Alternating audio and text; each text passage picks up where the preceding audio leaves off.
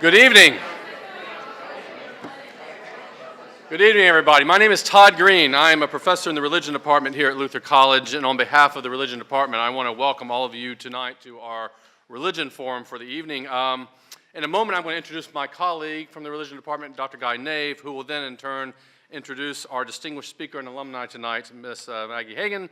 But before doing this, let me say a few words at least about what the religion forum is all about.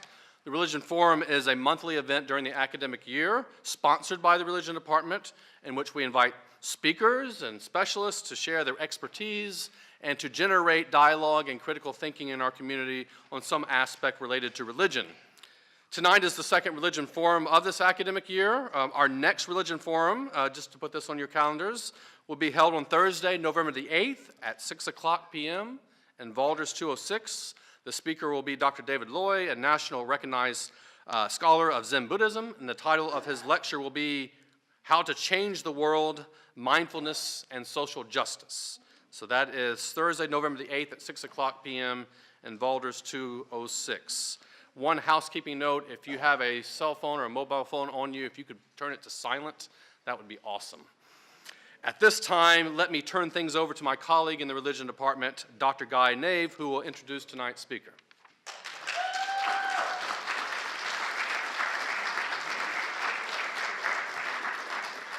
Good evening, good evening, good evening. It is wonderful to see so many people here this evening. Thank you so much for coming out. As Todd said, I'm also in the religion department, and I am also helping to facilitate this year's 50th anniversary, commemoration anniversary of the Luther College Black Student Union. The Luther College...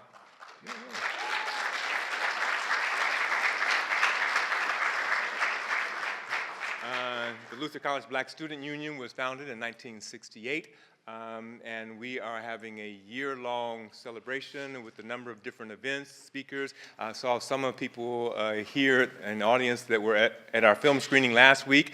We had a film screening of Agents of Change, which is a film about student activism in general, but the Black student protest movement in particular, looking at the Black student revolt in San Francisco State University in 1968 and Cornell University as well. And we've got a list of events happening throughout the year. In the door out there is a big bookmark of some of the stuff going on in the fall. We'll have more bookmarks out for things going on in the spring, in J-term, because we have a slate of events happening there as well. And Maggie's presentation tonight is part of that as well. What we have done is to invite a number of Black alums back to campus who will be on campus throughout the year, speaking in programs and departments, engaging with students, and Maggie's talk tonight is part of that. I know people didn't come to hear me speak, so I will move out of the way so that our speaker can present this evening. Maggie Hagen was I was going to say Maggie Steinberg, so I have to catch myself. Maggie Hagen was a 2015 graduate in religion and political science while at Luther College. She's currently a program assistant for the workplace justice and education in the National Women's Law Center in Washington, D.C. I feel privileged, and I'll say a little bit about her presentation tonight. Her presentation is a continuation of the work that Maggie began when she was a student here at Luther College. It was the product of her senior research project, and I had the distinct privilege and pleasure of working with Maggie as her faculty advisor on that project, and we are extremely excited about the work that she did while she was a student and the work that she continues to do. One of the greatest joys of being a faculty person here at Luther College is working with a swath of excellent students right? And it's always a pleasure to continue to see the work that they do once they leave here and what they continue to do. And Maggie has continued to do exquisite work, and we are excited to be able to have her back here with us this evening and to give her talk. I know everyone wasn't able to, 'cause I think we may have run out of flyers there, so I'll just briefly summarize some of what was on the flyer about her talk. After grappling with students, after grappling as a student with campus interactions following the shooting of Michael Brown in Ferguson, Missouri, Maggie dove into the Luther archives to better understand the tensions that she felt in the Luther community. Her research uncovered a profound, inspiring, previously untold story of Luther's founding at the height of the Civil War.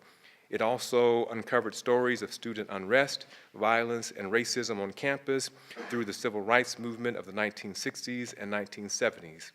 Piecing together the relationship between administration, faculty, white students, and black students, Hagen found a lens through which to analyze her own experience on campus and to challenge a community that she simultaneously loves and feels alienated by. Maggie brings a unique experience to this college, and I think we will all greatly appreciate her presentation this evening.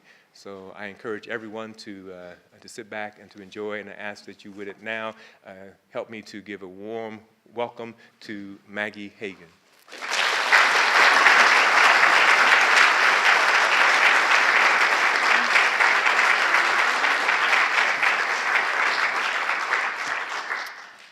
Well, hello, everybody. Hi. Sometimes in DC, the hello happens back. Sometimes it doesn't. It's a kind of a weird city, so I'm happy that it happened here. This is a much more full auditorium than I was expecting, which is great. Probably not for my nerves, but I think we'll get through this together, which is wonderful. And I also wanted to say thank you to Professor Nave for embarking on this year-long celebration of the founding of the Black Student Union. I did not know much about the Black Student Union when I was a student here. I'll talk about that a little bit more during my talk. But I think it's really profound that we have faculty on campus who is willing to acknowledge the history and the contributions of Black students and look toward the future and see where we can go from here. And I'm just really, really thankful for you for doing that and connecting me to this. So thank you all for letting me be here and share this with you. So this talk today is part of this research paper that I did my senior year. As Professor Nave said, after the shooting of Mike Brown in Ferguson, I started to get a lot of really uncomfortable questions in myself, trying to figure out, one, what was happening on campus? There was not really a reaction at all on campus, which I found really difficult to process as a Black student, as one who grew up in the Lutheran Church, as one who loves Luther College, but was feeling really silenced and kind of forgotten as I was trying to deal with this kind of national trauma that was happening, but also recognizing what was happening inside of me as I was trying to confront some of the multiple identities that I hold. So that spurred my thought process. I was a political science and religion major, and I was thinking, you know, I study all these other movements and these people and these religions, and I have not taken that same lens and examined myself and where I come from and where my communities come from, which is why I decided to take a look back into Luther's past and kind of understand, you know, we tell this story of, you know, the Norwegian immigrant that came here and made this institution, and we have this Luther community, and all of a sudden I was feeling so alienated by it, and I couldn't reconcile those two things. I couldn't reconcile how I felt being a Black woman in the whitest denomination in this country, how I felt being what I still believe, I haven't been able to confirm this because I don't have the records, but I believe I was the only Black American woman in my graduating class.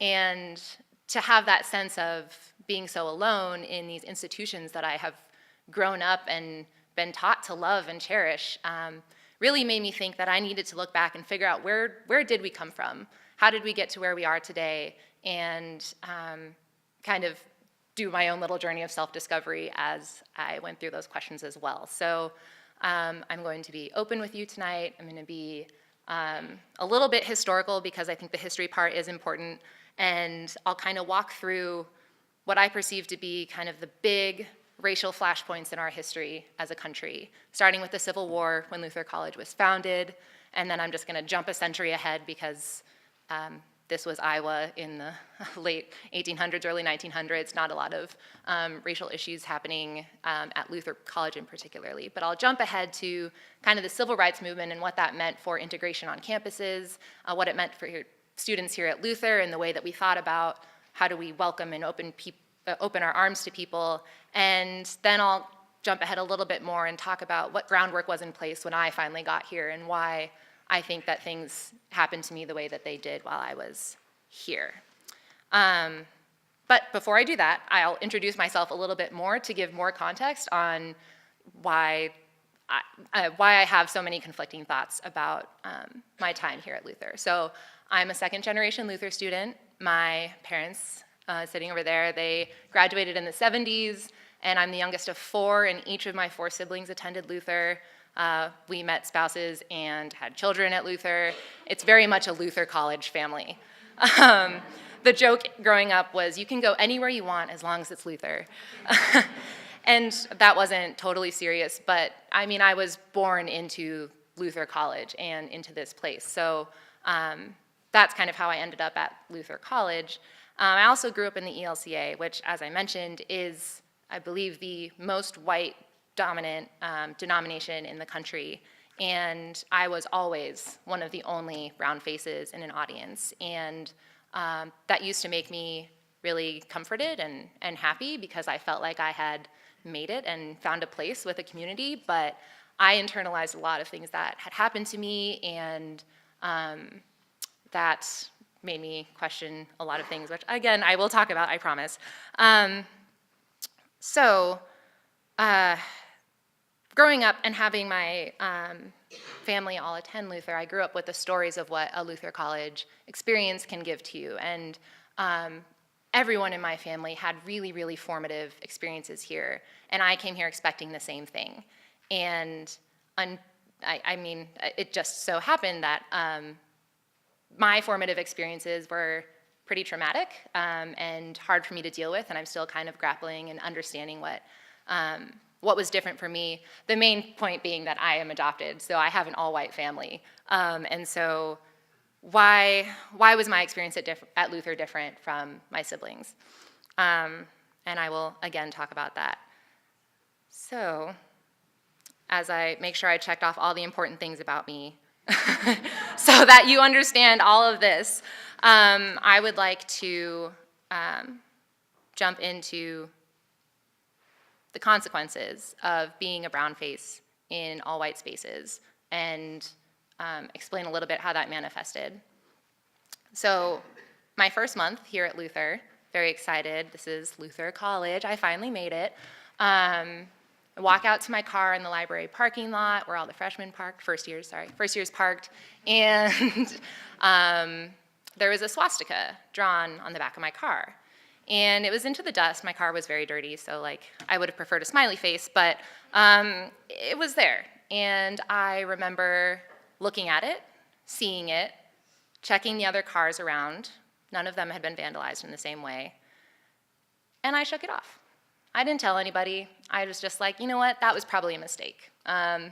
Maybe somebody was pulling a prank. I just did not want to think about it too much because I was finally at Luther, and Luther was going to be the place where I was going to grow to be the person that I wanted to be. Other things happened freshman year, small things here and there, people touching my hair, commenting on how eloquent I am. My sophomore year, pulling an all-nighter because I'm a procrastinator, and that time of the month happened. I did not have the supplies that I needed, so I decided to go to Walmart quick to pick up my tampons and some ice cream, which was desperately needed at the time. Yes, I see you all nodding. Yes, we've all been there. And I'm wearing sweatpants, my hair is a mess, and I walk into the store just wanting to get what I go there to get, and one of the cashiers, a man, just follows me throughout the entire store. And then I go to the self-checkout to put things in my bag, and he stands right behind me to make sure I'm not stealing anything. And, you know, this is Decorah, this is Luther, this is the place that I want to love and feel at home at, and there were these moments throughout my time here that just was not allowed to happen. And this doesn't just happen to me. This has happened to many students, and each time I brushed it aside. I internalized it. I said, you know what, like, don't cause a fuss. Don't be the person that ruins it for everybody. Don't burst the Luther bubble, because in my mind, my experiences weren't worth it. But I realized that I was perpetuating the internalization of the racism that I was experiencing and putting forth this idea that Luther was this safe space for every person just simply wasn't true. And by being complicit in that, I was allowing it to continue. And it wasn't until 2014, when these highly publicized national deaths happened, that I started to really think hard about this community. In July of that year, Eric Gardner was strangled to death for selling cigarettes without a permit in Staten Island. He's the one who famously said, "I can't breathe." In August of that year, Michael Brown was shot and killed by a police officer in Ferguson, and his death sparked protests across the city, thrust that into the national spotlight. That November, that officer was acquitted of all charges, which caused another uproar. And 2 days before that officer was cleared, 12-year-old Tamir Rice was shot and killed on a playground in Cleveland. And each of these deaths struck me. They hit me. It affected the nation. And this should have been a main topic of conversation at Luther College. We're a 6-hour drive from Ferguson, I checked. And I was waiting. I was waiting for the college to bring it up. Anytime something big happens, this is what colleges are for. This is what institutions are for. Let's bring it up. We'll talk about it. Here are some resources. I wanted community conversation, a statement, sharing a Facebook post from the church, anything. But I just looked around, and there was no outlet for my frustration and my questions and my fears. And I looked at other Lutheran colleges around the country.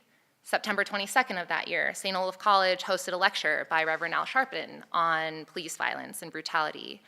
On November 25th, Pacific Lutheran publicly stated their support for students who were holding prayer vigils. And on December 3rd of that year, Concordia College in Moorhead hosted an evening prayer vigil to commemorate the lives lost due to excessive police violence. And at Luther College, there was still nothing. One professor, Professor Nave, did write a blog post on the Ideas and Creations blog about these, about everything that was happening in Ferguson, and he was met with such vitriol, such negative comments, people accusing him of racializing the issue, even though I don't believe you mentioned race once in that blog. It really just opened this fissure in the community.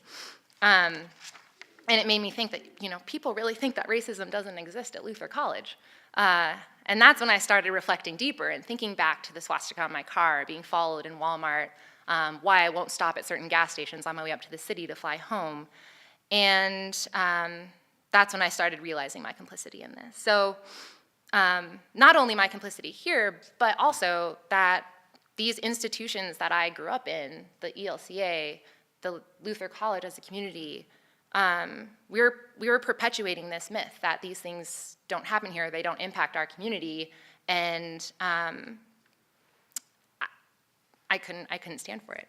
I really believe that it's the job of institutions like Luther, especially as a college of the church, to prepare students for all the social realities that they're going to face once they leave this campus, in their workplaces, in their families, in their schools.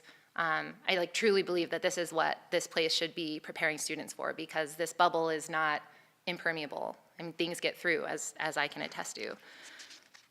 So after all those things, I decided it was time to look back.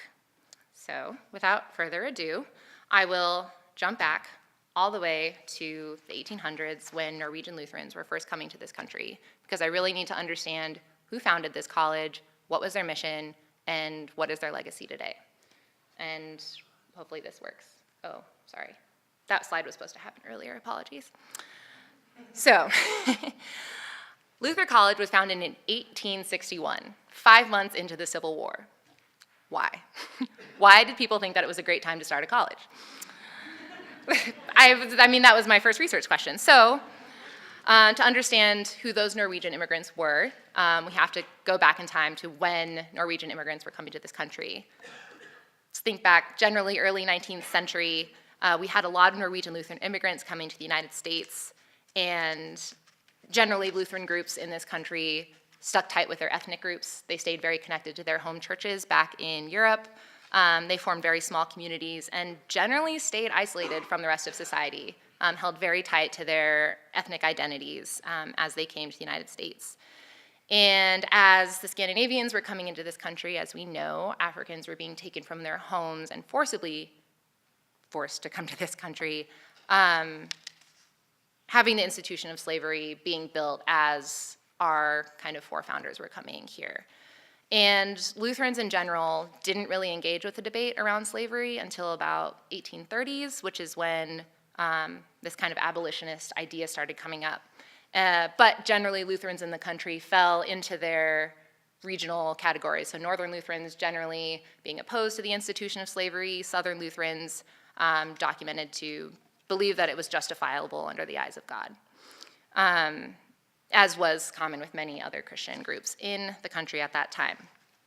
But the small number of Norwegian immigrants who made up this pre-Luther community were small in number, settled around the Midwest, and were consistently opposed to the idea of slavery, the institution of slavery. So even as the national conversations were heating up, they very much were opposed to slavery in general. But the pre-Luther Norwegians who came here, forming their small ethnic community, obviously wanted to train more pastors so that they could continue teaching and having Norwegian language churches spreading throughout the country. But the group was so small that they didn't really have the funds. It wasn't economical for them to create their own school. So they decided to partner with the neighboring Missouri Synod, which is close by, and they were going to partner with that synod until they raised enough money to create their own college. The two groups decided that there would be an established professorship at Concordia Seminary in St. Louis, and the first professor who ascended to that professorship was Laura Larson in 1859. So the professorship starts. Everybody's happy. They're sending their boys off to seminary. Let's be honest about history here. Sending their boys off to seminary, and the students return home from term, and they start talking about how, school is great. Also, they're teaching us a biblical justification for slavery. The parents were very angry. They couldn't believe what they were hearing. They couldn't believe that their children were going off and learning that there was any foundation in Christianity to uphold an institution such as slavery. And the community started talking, and this rumor was picked up actually by a Norwegian language newspaper in Madison, Wisconsin, and they reached out to Pastor Laura Larson, the professor, and they said, can you comment on this any further? And he thought about it, and then he drafted an essay in which he substantially endorsed the Southern scriptural argument, affirming that slavery itself was not a sin. This was another huge scandal, caused an uproar in this community to have it come out so publicly. After this was published, 9 days later was the Synod Assembly, and these Norwegian Lutheran lay people, not clergy, not community members, they essentially hijacked the Synod Assembly, and they demanded that they be able to create their own school immediately. The Synod leaders were taken aback, I'm assuming. My knowledge of Synod assemblies is that they're not really the place where you make strong demands and do a sit-in.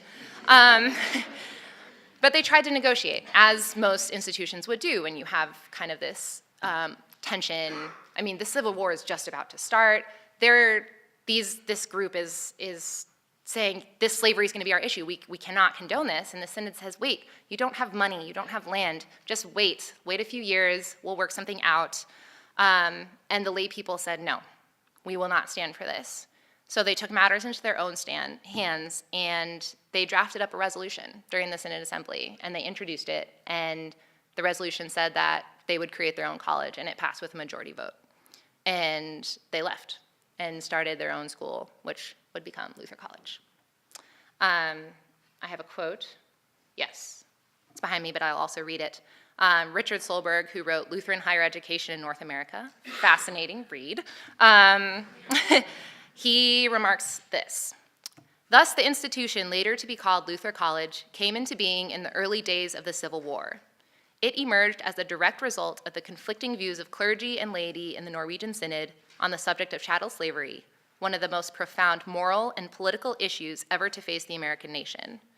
In the process of creating an institution of higher learning, the laity of the church reminded the clergy of the intimate relationship between the Christian faith and public responsibility. So 5 months into the Civil War, Luther College is created. And I take a moment when I read this story, because one, I had never heard it before, and just thinking about that community and thinking about the kind of fortitude that it would take to stand up so fiercely for your beliefs when you have everything to lose. First, they were in Missouri, which decided to remain a northern state, although it was very highly tense in that state. But it's not like they seceded. This was not an issue of, oh no, we're sending our children to a slave state to go learn. This was not part of the issue, and still they decided that this would be their issue. Second, these were lay people. These were not clergy. These were not the leaders. These were the everyday people who had power to wield, even when the people that were supposed to be leading them tried to convince them otherwise. And the other thing is they had no money. They had no land. This was a huge financial hardship. They had to leave St. Louis. They ended up in Madison, or in Wisconsin somewhere for a year. And then once Old Main was built, they were able to settle in Decorah, but they had to leave their community to stand up for an issue that really didn't impact them. It impacted them morally, but it didn't impact their everyday life. I also want to take a second to acknowledge this pastor, Laura Larson, who went on to become our first president, which I think is really interesting, and I wasn't able to research more into this, but I'm inclined to believe that he became president because the number of Norwegian-speaking biblical scholars who were Lutheran was probably small in the Midwest, and he had other skills to offer, but I don't think this was a sign that this community suddenly abandoned their beliefs and were like, just kidding, it's okay, come back. But I start with this story because, as I mentioned before, this was not a part of Luther's story when I went to school here. And I think to the kind of power that this story would have had when I was struggling with questions of my place here, when I was experiencing something that was so contentious in myself, to know that there was a foundation for action would have been such a gift. So my first charge to you tonight is to please remember this story, that this institution was founded in direct opposition to the institution of slavery. And I don't want that to get lost. It's not on our Wikipedia, but I'll probably go change that after this. Because I think it's good for students to know. And I think that we need to remember this story and hold on to it, and we need to use it well. Because as we'll see over the next 100 years, as Luther College did big gains on other things like becoming a liberal arts institution, letting women on campus, eventually welcoming black students on campus, and having this environmental focus that we had in the early 2000s and today. Just remember that a lot of these things became ingrained into the identity of what this institution is, except for the issue of race. We started out so strong, and once we started actually getting black students on campus, as we'll learn more, and as I shared a little bit earlier, we weren't really living up to that strong foundation that we had. So please remember our founding as we move forward in our journey, and try to understand a little bit more about where we are today and how we moved from that beginning point. So, like I said, I'm going to jump ahead. This is like the 10,000-foot view.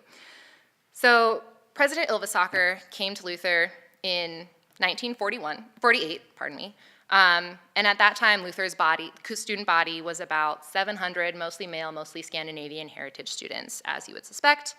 But I mentioned that President Ylvasaker's tenure because, surprisingly, our first black student to attend this campus was actually an international student from Nigeria, and he graduated in 1954, and his name was Asibong Okon, and I apologize if I mispronounce his name. But after he graduated in 1954, it took 10 more years for another black student to come onto campus. But to understand the tensions that I'm going to go into from student perspectives in the 60s, I want to kind of refresh our memory of where Lutherans were as a people in this time, because I think it's really important to understand who we were as a people when these big things were happening. So civil rights movement starts to take shape in the 50s, lasts through the 60s. Lutherans were again encouraged to jump into conversations of race, as was the rest of this country, and particularly the Midwestern Lutherans remained largely silent, did not engage as well as they could have in these conversations. I found a study from the National Lutheran Council in 1954, which found that of the Lutherans surveyed, across the board, they perceived African Americans to be more threatening than other non-white groups. And they surveyed about 6,000 congregations, and a quarter of the members reported heightened fear of including African Americans in their churches. And I mention this because of the demographics of Luther at the time. I think it's safe to assume that those attitudes were also held by the student body here, since we were still largely pulling from a Lutheran, Scandinavian, Midwestern heritage background. But starting in the 60s, when President Farwell came to the campus, he looked around at the movements happening in this country and spearheaded some changes that would eventually bring Black students to campus. So he came to the college in 1963, and in the spring of 1964, Luther participated in a student exchange program with some historically Black colleges and universities, such as Fisk, Spelman, Philander Smith, and Little Rock. And that first semester of the exchange brought 7 students to Luther's campus, while 5 students from Luther went to, I believe it was Spelman, Morehouse, and Fisk. And 2 Black women, Jessie Butts and Willie C. Hurd, completed their studies and graduated Luther that spring. So not only did we get our first Black American students, but they graduated right away, which is pretty cool. There was also initiatives to recruit from Illinois and establish relationships with college counselors at predominantly Black high schools in the area. And all of these efforts saw a slow but steady increase in Black students here at Luther College. But as we know, just because you have the presence of diversity on campus does not mean that true community was happening. The Black students who were here on this campus were experiencing many of the things that I have mentioned now, probably a little bit more explicitly than I have experienced them, and looked around at the other institutions. There was huge student movements going on in the 60s, and they decided that this is something they needed to do here as well. So, so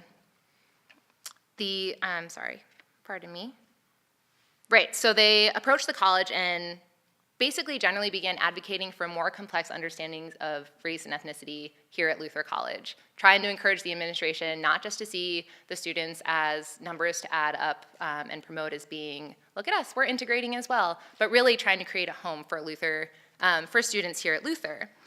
And the administration was a little underprepared for the amount of activism that they were experiencing from the students, not only because of generally just the mindset of students during the civil rights era, but also to have this added racial component come in with a majority white campus and an exclusively white administration was hard, and I recognize that. But oftentimes the students were met with comments saying that there wasn't enough time to implement these changes, the funds weren't there, or there's just simply not enough people to make it worthwhile. So some big things I want to point out in the 60s that happened, the big one that we were celebrating this whole year. In 1968, the Black Student Union was founded, which is very exciting. The Black Cultural Center, also known as the Black House, was founded in 1969, and the Black Studies Department was created in 1970. And I'll talk about how those things all came about. So President Farwell created a faculty and staff, human relations committee to help the college understand more effectively these issues of race that they were hearing about. The committee began to work through some of these issues that were facing the students, but the students thought that the committee was moving a little bit too slow. So they decided to form their own Black Student Union. And one BSU member, Byron Dean, who also was a founder, he wrote an open letter to the student body at Luther the February after the BSU was founded. And he said, quote, "Luther is not equipped to teach very much about Black people. Therefore, we are educating ourselves. In all of Decorah, there is no place for Blacks to feel at home and communicate with one another. He goes on to explain that no, non-members are not allowed to just sit in and listen to what we're talking to. One, because that's not the right place, and two, because it's not the black students' job to teach their white peers about the ways that they perpetuate racism. The Black Student Union was a place for students to come together and discuss the issues in a place where everybody was kind of on the same level. So that was an open letter that was written to all of campus to kind of explain why on earth this was needed, and I think it still rings true today. And in 1969, there was the creation of the Black Cultural Center, which was in Sunnyside House, which now we have Sunnyside Bakery in the CFA, but there used to be an actual house. And that became the Black Cultural Center. The BSU was housed there. There were rooms there for speakers to come and stay. Students could just go and be themselves away from the gaze and the judgment of their peers. And through the creation of this Black house, where also now Black faculty had a place where they could kind of swap ideas with students, this is where the groundwork for the Black Studies department was laid.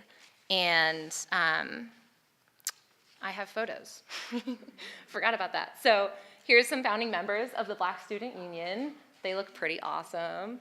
Loving the outfits. We also have the Black Cultural Center. It's the old Sunnyside House. You'll see, this used to be, I believe, it's where the CFA was now. And I'll talk more about this house later because something tragic happened to it. But here we go. So in 1970, the Black Studies Department was established here at Luther College. And behind me, sorry, my notes are a little messed up, but behind me on the screen is the rationale that I found in the college archives about why this was needed to be created. And I'm going to read it because there's some parts I want to call out. So it read, because the communities of this region have lacked racial and minority heterogeneity, many of their citizens have had neither real nor vicarious associations with minority attitudes and problems. Consequently, they have either ignored the problems or offered simplistic solutions supported mostly by goodwill and traditional attitudes often devoid of a sensitive understanding of minority cultures and their problems. In either case, they have often failed to prepare themselves or their children for those complex experiences which they must eventually confront. This department was voted on and approved by faculty and the Board of Regents in 1970. And I want to call out the last sentence, which did not make it on the screen, and I apologize. This last sentence, so in either case, they have failed to prepare themselves or their children for those complex experiences which they must eventually confront. And I want to linger on that because it shows me that the creation of this department was not a study of Black culture only for Black students. This was supposed to be an entry point for all students at Luther, and that's not what ended up happening. So in the way that I perceive this, students and faculty put in a lot of energy into creating a way for the rest of this community to understand the issues and the things that impact Black students on campus, but it became the only place where these things were happening, the only place where these discussions were happening, and it essentially became siloed, and white students weren't embracing those conversations, and they weren't taking those classes in the way that they needed to, and I think the same is probably true today. One student, whose name is Rulin Walter, and she graduated in 1971, she had a quote that rang true to me when I read it, and I'll read it to you now. She said, "Luther had obviously made a commitment to integration rather than assimilation. However, the majority of staff and student body were not sensitized to us or prepared to recognize us as an integral part of the student body." She goes on to talk about the lengths that she and other students went to go beyond being visible but not seen. And they ended up forming a special interest group that lobbied for representation among the Scandinavians. That's her quote, which I kind of loved. And I read many other similar comments from other students. There's a really great 1984 BSU commemoration booklet. I believe there's copies in the library, but you should check it out. There's a lot of comments from students at the time. But the point being that Black students at Luther wanted to be heard. They had concerns, they had issues on campus that they thought were serious enough to create departments about, to create interest groups about, to create student groups about, and with the professors as well. And pardon me, they really wanted to be heard. And Luther provided the Black House, the Black Studies Department, but stopped short of doing the rest of the work. So you provided the resources, we provided the space, but the rest of the engagement from the white community into Black spaces to understand and learn alongside of just wasn't happening. And essentially, as Ms. Walter had mentioned, race was visible but not seen. So we had this issue, we made the resources, and we put it to the side for them to figure out, while the rest of the community remained the same. And I think that Luther was not alone in doing these initiatives. In the 1960s and 70s, a lot of schools all of a sudden realized that they needed to integrate and become more diverse. So there's a flurry of activity, creating a lot of programs, but there was no sustainability in sight. There was no long-term plan to make sure that once those students phased out, once those professors phased out, that there was still a place for this work to be done and to continue to grow with the support of the college.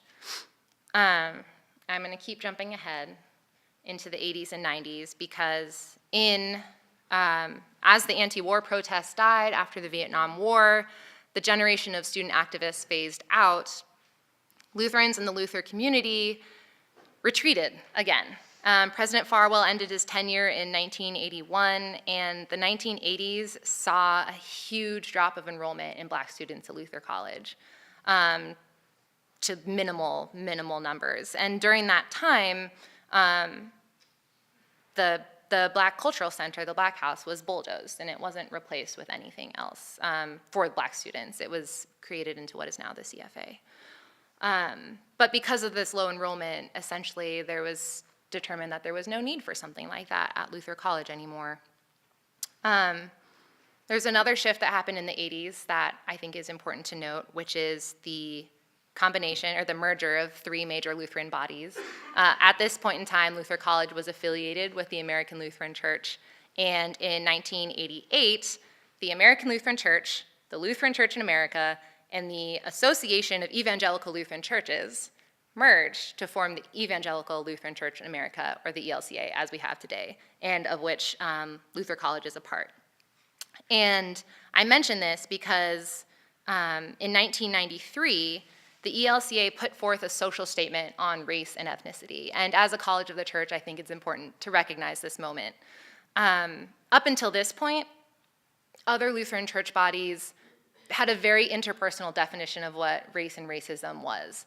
Racism was something one person did to another person, and that is the extent of what the impacts of it were in terms of the church. The ELCA, however, took a really bold step, and they recognized racism as a mixture of power, privilege, and prejudice. And they wrote, "What has been the case is still the case. Skin color makes a difference, and white people benefit from a privileged position." And this is 1993.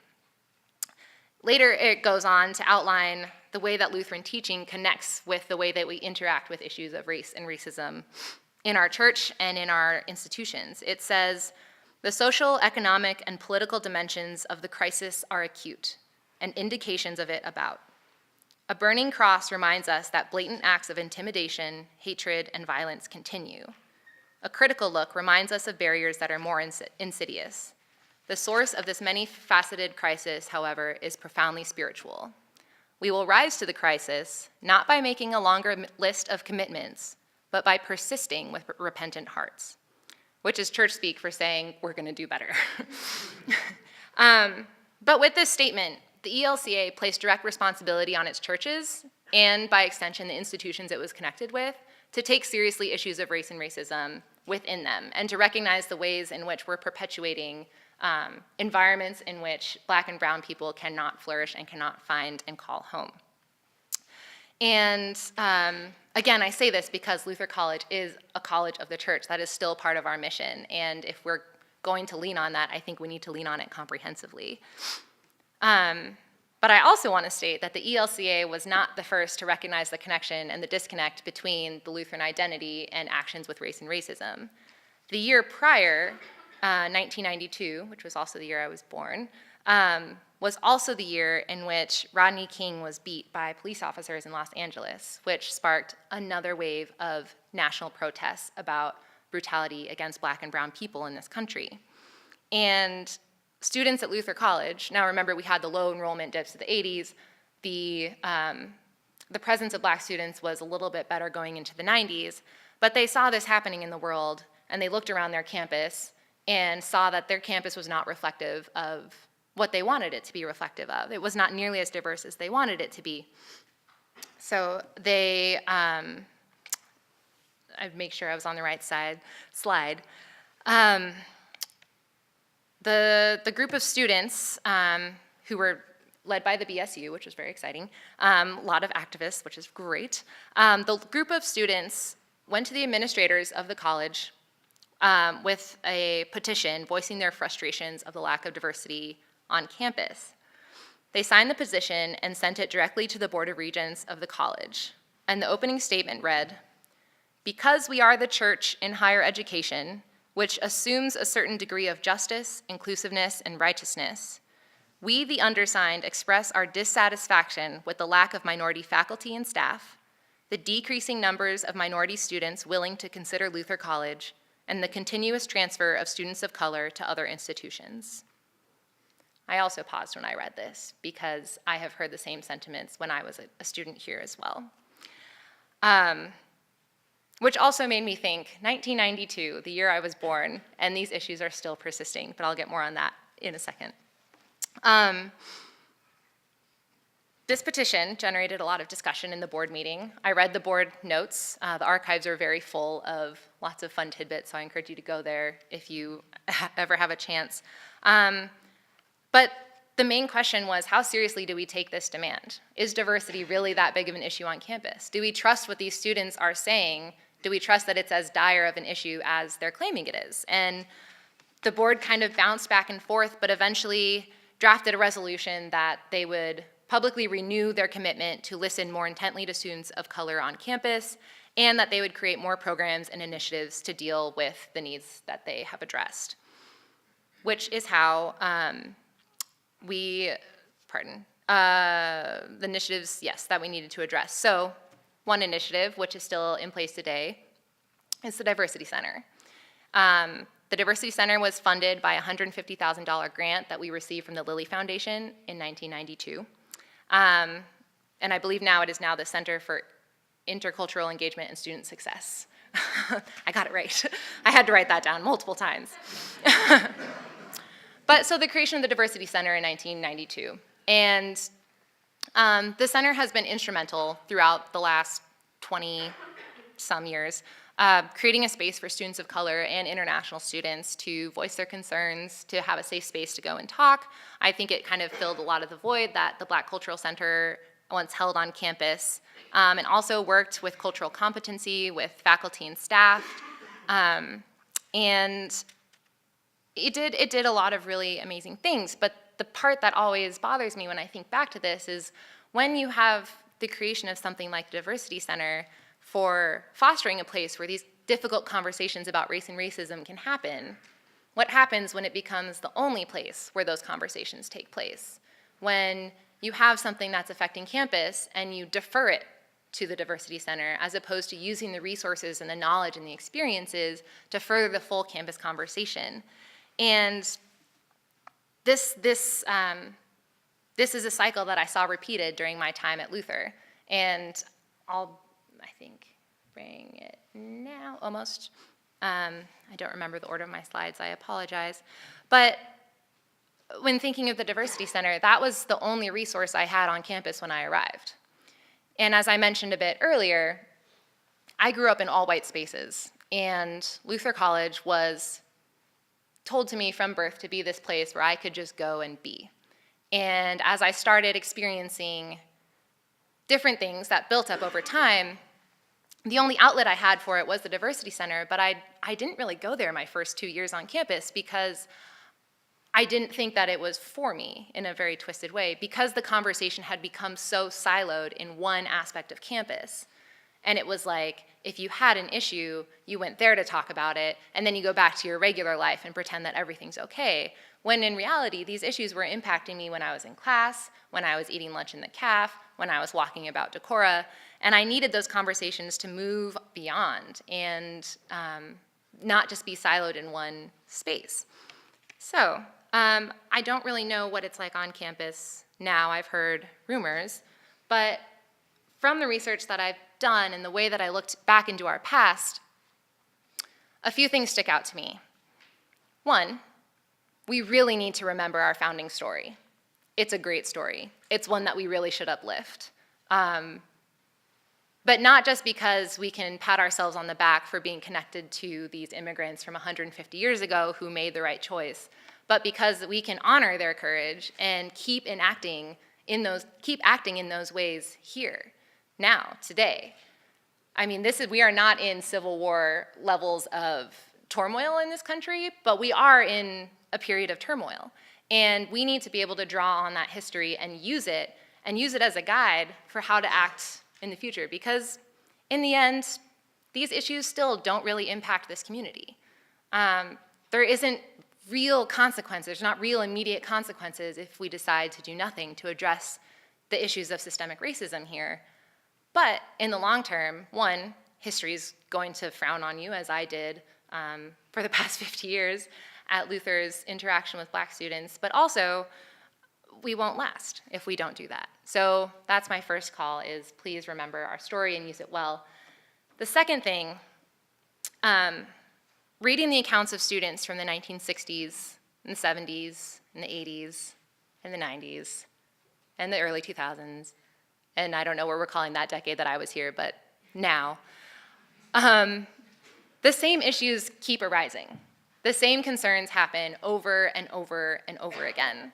The same Black and brown students say, these are the things that we need. These are the things that we need this college to provide us.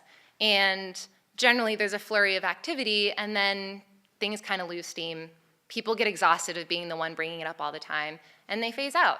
This is a college. Every 4 years we have a new batch of students here, completely new makeup. And I think the main issue with that is that when students of color are bringing up their issues, they're not being taken at face value. They're not being taken seriously. The number of times that I have had students have to kind of reveal a trauma to make it real just perpetuates this idea that unless something is bad enough for me, I won't act on it. And I really, really hope that things don't have to get to the point where students are being harmed on campus or being pushed out of campus because they feel like the people in charge, the people guiding this place are not listening to them. So that's the second thing, is it's really, really important to take students of color at their word. Don't ask for justification, just inherently trust that what they're saying about their own experiences is true. And finally, being intentional and honest in the actions that we have on this campus in terms of recruiting, retention, and alumni engagement. Does Luther College act like we want students of color here? Where is the room? Where are the spaces? And this is not a judgmental question, but this is one for thought as we go forward. What are we doing here to pitch the idea that Luther can be a home for students like me, students like classmates that I had who just couldn't take it and left and transferred? What are we actively doing to change ourselves as a community so that this place is welcoming for students and they don't have to put in all this work to try to find one little spot where they can feel safe and able to grow on top of all the traumas of being 18 and away from home and trying to figure out what your major is. The second thing, when issues on campus arise, and I've heard of this, I am an alum now, so I only hear rumors and whispers, but I know of the swastika that was stamped on the football field. I know that there was an incident with a sign saying whites only at a language table on campus. I know many other incidences that did not make the public, and I won't share those stories necessarily because they're not mine to share, but trust that they are real. And is Luther College always going to be a place that reacts to these issues or stays silent about them, or are we going to put initiatives in place that when these issues arise, because they will keep arising, racism is not going to be solved all of a sudden. If it is, please let me know. And, but when these issues arise, how are we prepared to deal with them? When I was going through the trying to understand how does my race impact my life, and seeing children, men, women, people who look like me, people who don't look like me, being harmed outside of Luther College, what is my institution doing to help me prepare for that? How are they giving me resources to think through all of these issues? And I think it's really important because this is an institution of higher education and learning. We are critical thinkers. We are taught to engage in hard questions. And what better place to do that than the safety of Luther College, as opposed to processing it alone and deciding to do your whole research project for your senior year on trying to figure out what's going on. And then finally, what does meaningful engagement look like with Black and brown alumni from Luther College? And this is a really hard one for me, one, because I had one Black friend here at Luther College, which is a pretty high percentage comparatively. And when I first heard about this talk, I was approached separately by Professor Nave, which was wonderful. And then I received a promotional flyer in the mail talking about the Black Student Union 50th anniversary and all these wonderful things that were happening. And I called up my friends from college, and I said, "Did you get the flyer?" And they said, "No, I don't know what you're talking about." I called up more friends, all of them white because I went to Luther College, and not a single one of them received the flyer about me speaking here tonight, which is also partially why no of my friends are here. But not totally why. But I contacted my one other Black friend at Luther College, and he received it. And so what does meaningful engagement look like? Are we only targeting, come to homecoming and I'll give you, the Black version of homecoming? Or is it, this is a homecoming conversation for everybody, and here's a really important part of it that we think that everyone should be involved in. And I just say that as an example because I'm still a very fresh alum, and so I know I don't get all the promotional materials, but how do we make sure that our engagement is meaningful and makes people not feel tokenized even long after they have left this institution and are still paying their student debt off? Because I want more positive associations than spending money and feeling targeted. So those are kind of my overview calls to action.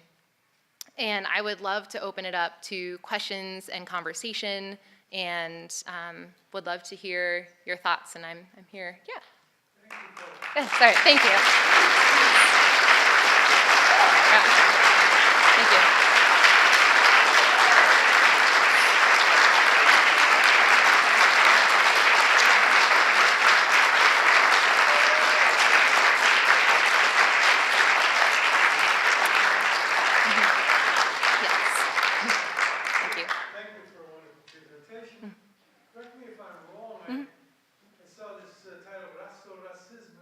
Oh, yes.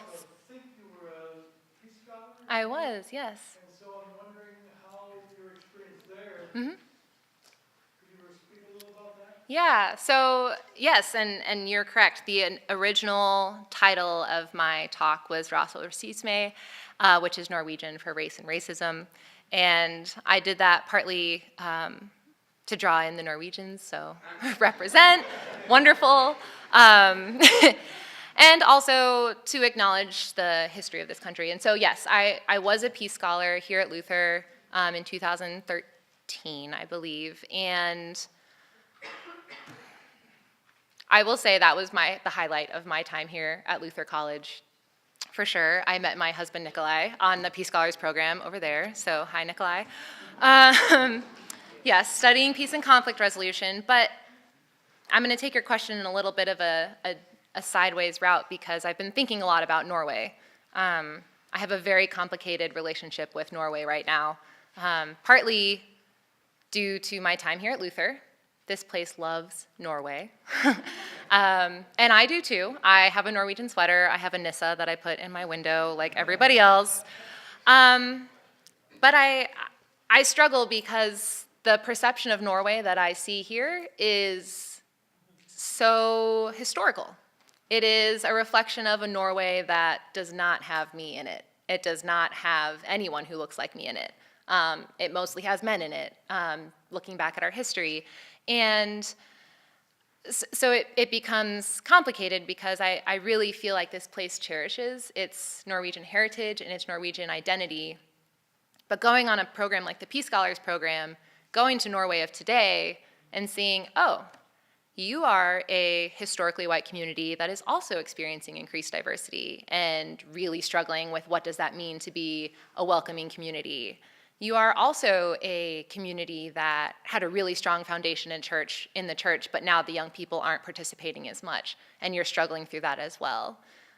You're also a community that had this mentality of let's go out and change the world and help other people, not realizing some of the damage that can be done when you just show up and change things. And I wasn't seeing a lot of that reflected back here at my time at Luther. And I really hope that as part of the conversation going forward, we can kind of have a more nuanced understanding of what our Norwegian heritage and Norwegian connections look like here, because I think that there's a real world example of a community very similar to this one that is going through national conversations about what does inclusion look like, what does being good look like, what does having this Norwegian Lutheran heritage look like. And I would really love to see how that could be applied to Luther in a more complex understanding, because it was a bit of a disconnect going to the country and seeing the kind of hard-hitting questions that people were asking there and then coming back home to Luther and having things kind of skimmed over the top in some ways. Thank you. Yeah. I'm going to hop over here and then I'll come back. Yes. I was very intrigued when you said that you hadn't heard of the story of the founding of Luther, because that's something that we've been talking about a lot. Mm-hmm. And in the past few years, we've had complaints with some students of color and allies have come to the administration asking for support. Mm-hmm. And what I feel that we've been hearing back a lot is we don't have a problem with racism because we were founded opposed to slavery. Yes. And I'm wondering sort of what you think about how Yeah. we can remember the story without Mm-hmm. recognizing it and Yes. brush aside our history that we do have with racism. Mm-hmm. And that's why I added the second part, use it well, because I see that as a really immediate trap that we could fall into of we don't have racism because our founders were so opposed to slavery. But like I mentioned, it didn't actually impact them. It was a moral stand, but not one that they actually had to deal with the repercussions of beyond, making their initial stand. And as for we don't have racism on campus, that's just not true. I have experienced professors calling out other black girls in class, calling them lazy. I have heard people in post offices making racist remarks. I've been at house parties with my white friends singing the N-word as loud as they can. It is here, it is real. And just because students don't speak about it doesn't mean that it's not happening and affecting them. And the other thing that I would say as the college moves forward is, and I don't mean this to sound ominous, but we're watching. We're looking to see how the college is able to navigate these complex issues and these complex questions. And if someone else is brave enough to go up and voice their concerns, and I'm sitting in the back being like, I really agree with that, I wonder what they're gonna say, and they get shot down, that doesn't really inspire a lot of faith in me that we can actually take students at their word and listen and think critically about the changes that they're suggesting. And so, yeah, and what are you, a junior, senior? A senior, okay. Yeah, I don't know if the story is being told more since I left. It's very possible that it was, but yes, using the story well, I think, is really important and critical as we remember. So, thank you. Yeah.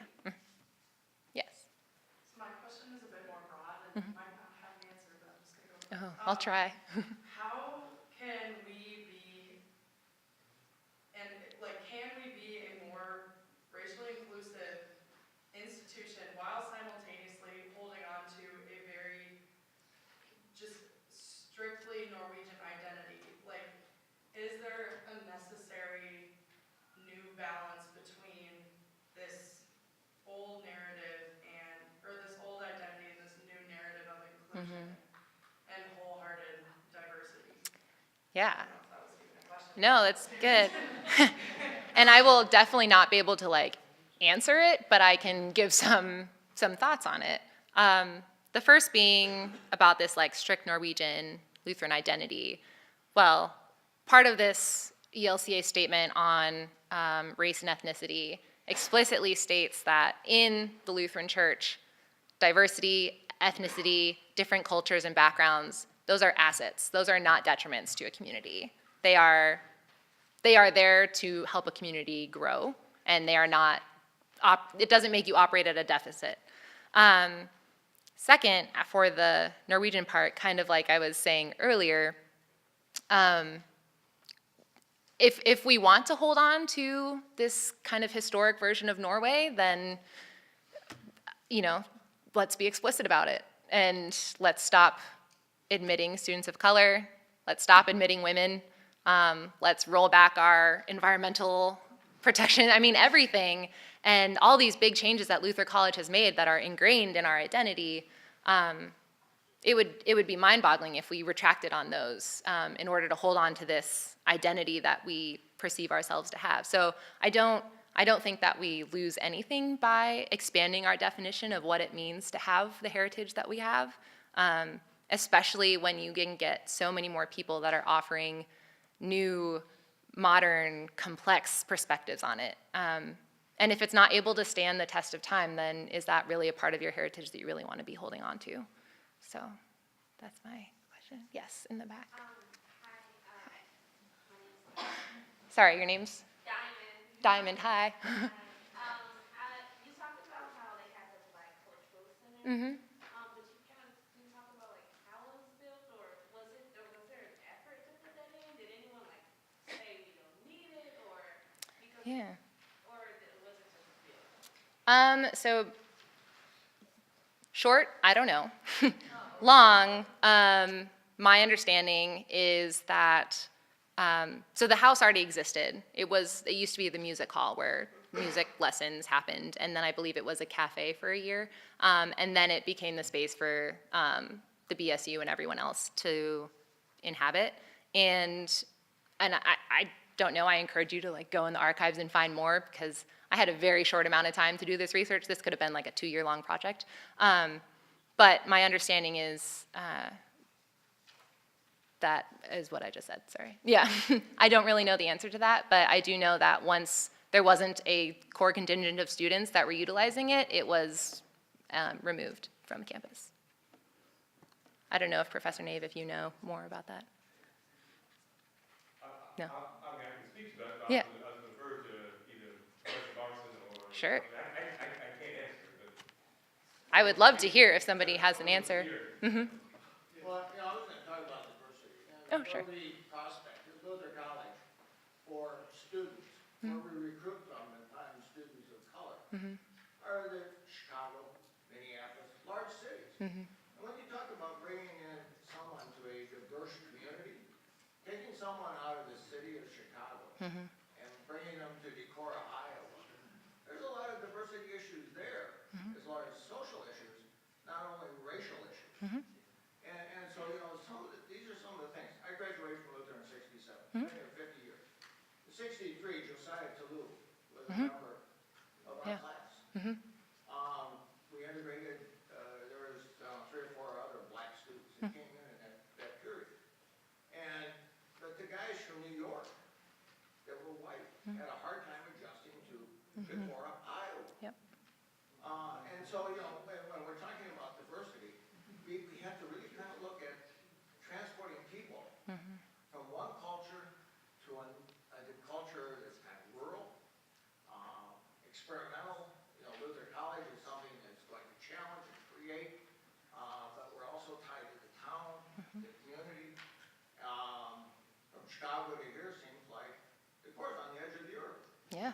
And It is. in a lot of ways. So, you know, there is more than just taking someone out of the inner city of Chicago and plucking them here to make them comfortable, to make them understand the support of the community.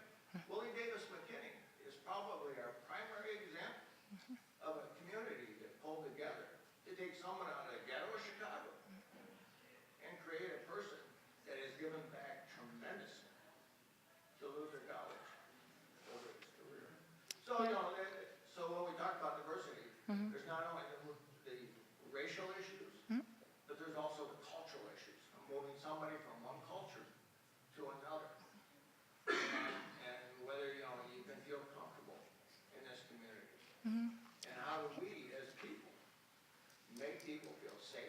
secure, and provide sanctity to all that are on campus at Luther College.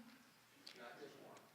Yeah, I agree with that. I connected with an alum back in DC who was from New York, and she came here, and she was here in the 60s, and also did not adjust very well to Luther. She found it very, very small town and small-minded in a way that she did not experience growing up in New York City, of all places. So, but the other aspect of that I kind of want to flip the question around is oftentimes when we talk about bringing diverse students to Luther, students of color, any issues that arise become kind of an issue that the student brings as opposed to an issue that the community is perpetuating over and over again. And as we think about, what does it mean to, take someone out of Chicago and put them in Decorah, Iowa, well, there's plenty of kids from Chicago who have come here to Decorah, and I guarantee that the ones that have had the hardest time adjusting are still going to be the black and brown ones who not only have the added complexity of coming to a rural community, but a rural community that isn't making the efforts on the front end to provide that space for them to learn and grow. And so yeah, I would kind of challenge and just like change the framing a little bit to understand what are we doing here to be a space where students can be. We don't really have to do anything to students or for students. Students are able to grow on their own, but what are we doing and what are we perpetuating that is making that extra difficult for those students? And yeah, snaps over there. Yeah, thank you. I would just like to say, as an elder of this group, I'm 90 years old, and I want to say in some ways, I heard these good suggestions, and I want to say, give me a break. You think this is news? Haven't we tried? I have tried. I've done my very best to increase the importance of black studies, for example, and bringing black students on campus. We have worked at this. We have taught race ever since the 60s. I've taught race ever since the 60s. We've taught it seriously. It's not as though this is news. I'm just asking you to acknowledge the fact that we elders have done some of the groundwork too. Yeah, and yes, thank you. And I do realize the foundations that have been in place and the work that has been done. I don't think that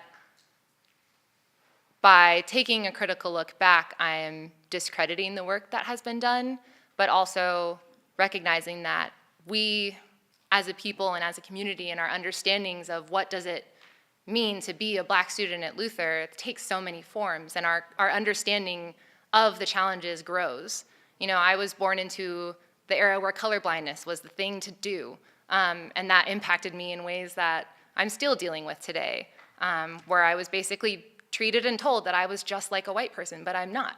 And so, we have made strides. They were good for their time, and I think that it's not really something that you start and stop, and it's something that needs to keep growing. And I think more so the students coming in, more so than me, because I'm gone, but the students who are here now, who are living at Luther now, can speak much better to the new ways that we can expand and grow upon the work that has already been done, and the decades and decades of intense labor that has gone on to making sure that this place can even be a community at all for people of color. So thank you for the work that you have done, and yeah, thank you all. Yeah. So, yeah. First, thanks, Maggie, for a fantastic presentation. Really good. This is the second major lecture I've been to this week. The first one was on Tuesday night in the bigger space over here. But I see this week as a tale of two lectures. Either night and day. And I won't fill you in on all the details of the lecture, only then that it was by a man named Dr. Jonathan Hagen from NYU, who's written a book, or co-authored a book about his concerns with the coddling of college students. Huh. A lot of colleges and universities are very coddling, very critical of the way activism has unfolded on college campuses, the call-out culture, as he calls it. Right, he addressed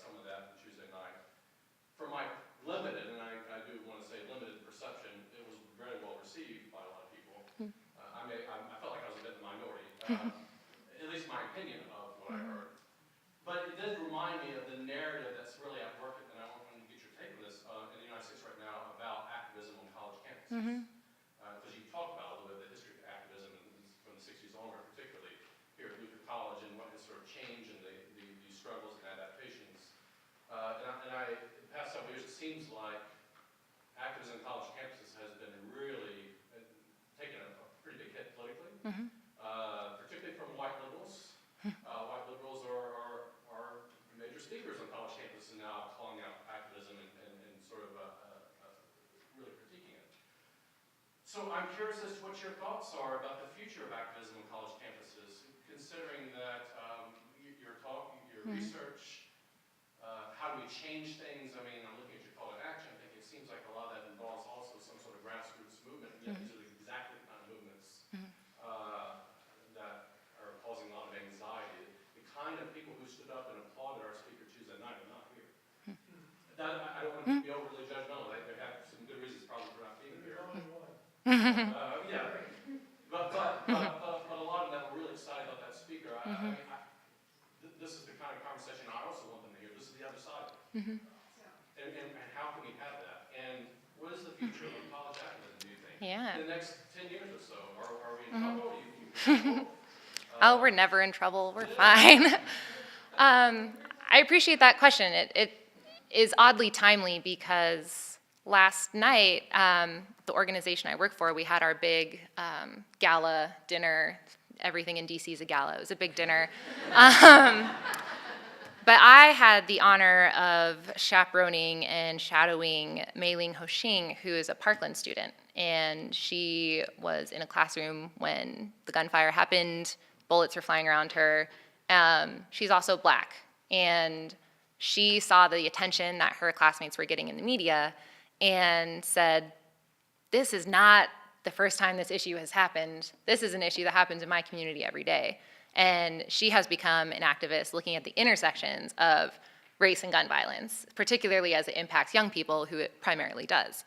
And when I asked her, what do you do every day? She's like, well, I'm an activist, activists. And like everything she was saying was referring back to activists that she knew, which I thought was awesome. But it also got me thinking about, I heard a little bit about this lecture about the idea that college students are coddled because we're so sensitive about everything. And my perspective on that is not that we're overly sensitive about these issues, but that we recognize them as severe, serious issues that need to be addressed.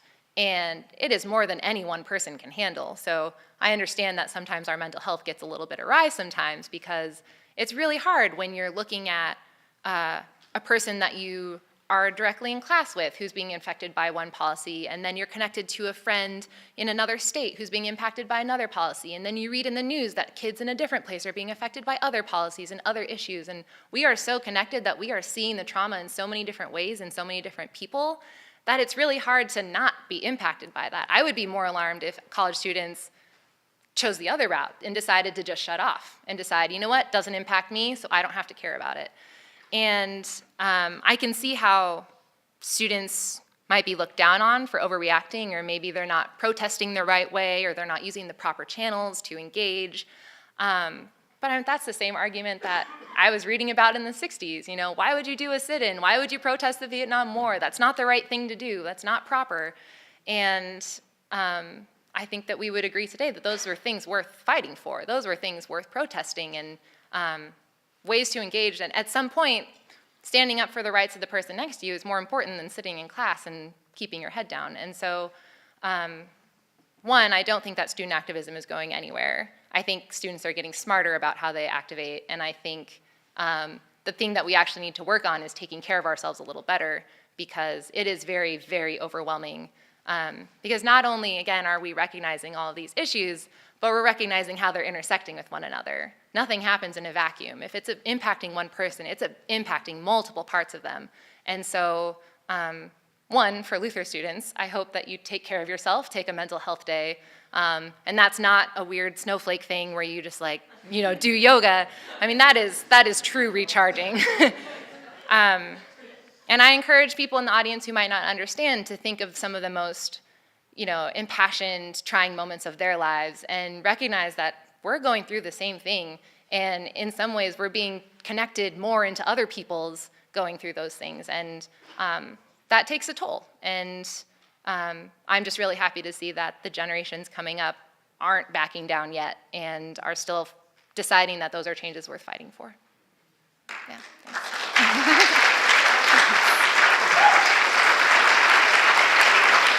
Talk very much. Thank you. Thank you.